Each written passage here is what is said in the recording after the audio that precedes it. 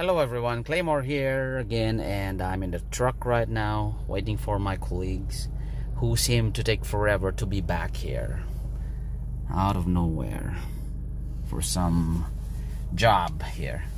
So while waiting, I decided to take a short video about what else? Knives, of course. Little question, do you have knives that are dedicated for the truck or the car? Ones that you don't take out of the car so that they come in handy if you needed it. Well, me, I have. There's this one, and here's another one. Yep. So this is my pair of SOG Flash 2. Let me put them on top of my EDC bag here for a better picture. Let me see. Alright, that should be better now. This one is the all black version, and this one is the Tanto. And it's semi-serrated, right? An interesting pair. Now I have placed this pair in the truck instead of being in a case along with the rest of the collection. Not because I dislike them, nor for the reason that they are less expensive. No, I put them here because of their functionality. They are good size for a lot of purposes. This one, the Tanto in satin blade, half serrated. By the way, this is the only half serrated knife that I have. This would be perfect if I would need to cut a seatbelt in emergency situations. The 3.5 inches blade length is also a good size if I intend to use it as a defensive tool. Some specs. Blade steel is AUS-8. The length is 3.5 inches, just within the blade length preference of mine. I want my blade length to be within 2.5 to 3.5 inches. So this is about the maximum. The handle scales. This is what they call Zytel. I don't know. Some kind of a dignified plastic. Yeah, but it's very strong, I believe. Deep carry pocket clip. The Tanto has the sand washed, I think, finish. For the all black, it's also black with black hardware. Overall length, a little less than 8 inches. Weight, a little more than 3 ounces. It's a pretty light knife for this size.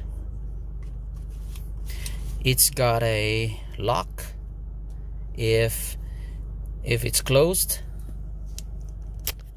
and you want to be safe, you can lock it, and if you want to engage it, just unlock it. When you see red, it's gonna open up. This is spring assisted. I have very few spring assisted knives because I'm not a very big fan of assisted folders, but this one's an exception. This flies out really fast with authority.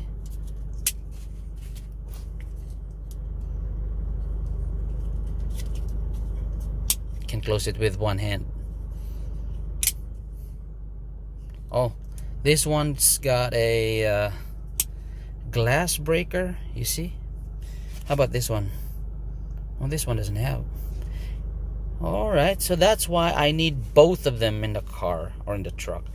If I need to break a windshield, I would grab this one. And if I need to rip off a seatbelt, this one will do it. Next question, are they worth the money? I bought this one at Academy for $51, I think, including taxes.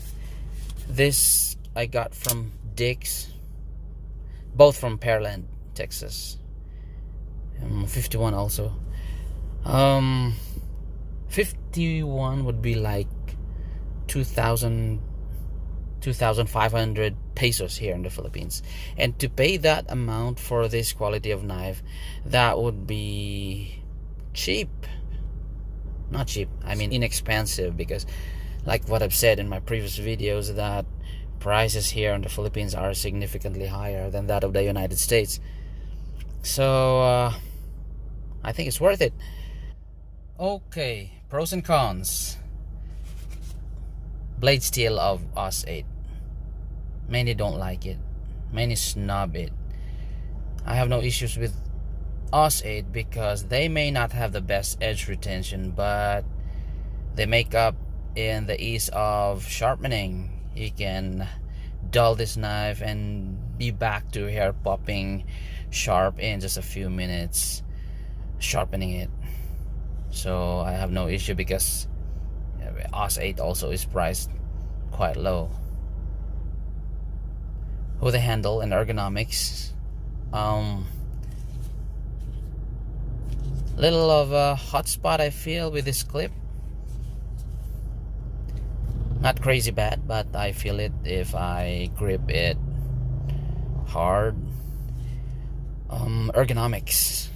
I do not understand why this spot here, supposedly for my middle finger, why does it have to be depressed really low when the middle finger is the bigger one compared to the other three? So when you grip it, as you can see, my middle finger is, you can see that it is really depressed because I have to grip it. When I have to grip each of my finger, it's gonna go down low. Maybe for knife retention, I don't know what's the rationale for that one. There's a little bit of discomfort with that. Not a deal breaker though. This knife is light. I like the weight of this one. The deep carry pocket clip makes the knife disappear from the pocket totally. I have no complaints about that one.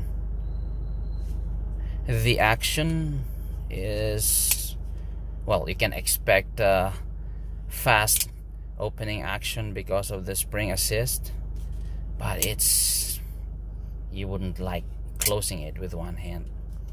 That's the downside of spring assisted folders. But other than that, I think this is a very utilitarian knife.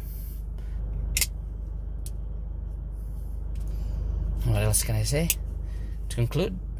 Well, if you are not a steel snob and you're okay with AUS 8, then yeah, I think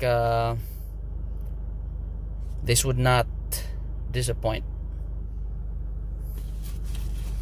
To me, it did not disappoint me.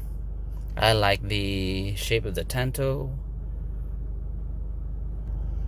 Alright, I think that will be all, as I don't want my colleagues to be back here and see me murmuring here and would take me for a fool. So have a good one. Have a good day, everyone. Till next time.